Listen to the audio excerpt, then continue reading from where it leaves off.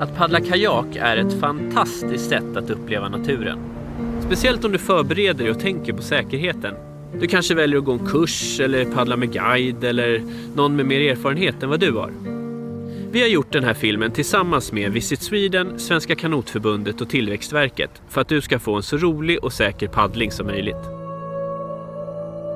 Hej Emil, du verkar ju kunna det här med att paddla. Vad ska jag tänka på om jag vill börja paddla? Ja, men precis som du sa är det smart att ta en kurs eller något sånt och snacka med någon som kan.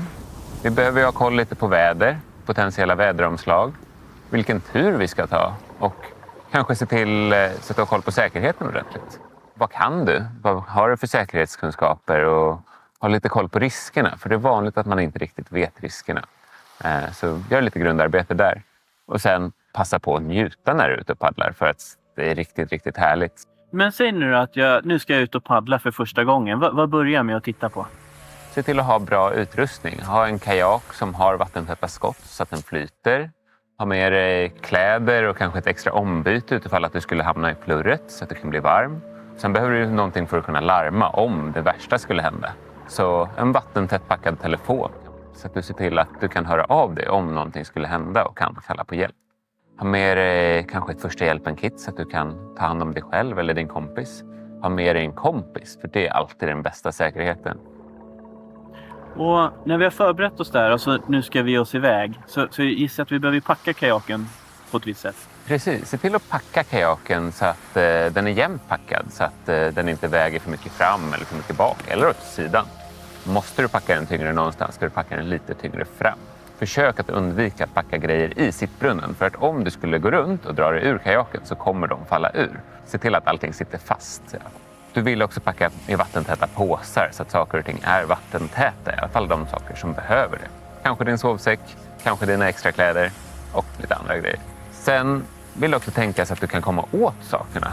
Många kajaker har en så kallat fikaskott som är precis bakom ryggen där du kan komma åt när du sitter i kajaken. Det kan vara skönt att ha din extra äcka där.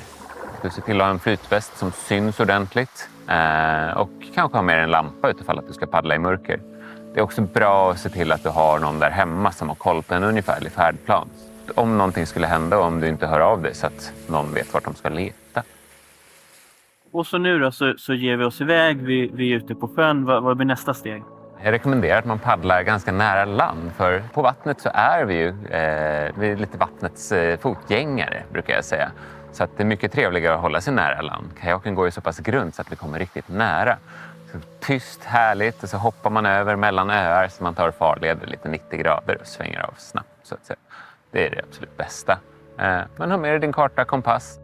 Och säg att vi har förberett oss och sett att det är bra väder och så stämmer inte det riktigt. Eller att vi går runt eller att det är något som händer. Vad gör vi då? Men om vi skulle råka hamna i ett kraftigt väderomslag så är det bra att vi håller oss nära kusten eller nära land som sagt så att vi kan söka skydd på land. För det är alltid där det är tryggast. Om vi skulle hamna i vattnet så var noga med att hålla i kajaken det första du gör. För att kajaken är det som flyter utöver din flytväst. Men kajaken är verkligen en extra säkerhet där. Och så kan det vara bra att lära sig kamraträddning tillsammans med sin kompis så att ni vet hur ni ska ta er upp i kajaken utan att behöva kalla på hjälp direkt. Att öva på att det går åt helskotta i kontrollerade former. Så det är precis det här jag vill. Men det är ju alltid lite läskigt och lite högre puls. Så. Men som sagt, ha alltid en vattentät packad telefon på kroppen så att du kan höra av dig och kalla på hjälp om olyckan skulle vara framme. Och då är det 112 som gäller. Jag tycker det låter jättekul. Ska vi prova? Det tycker jag. Vi ger oss ut.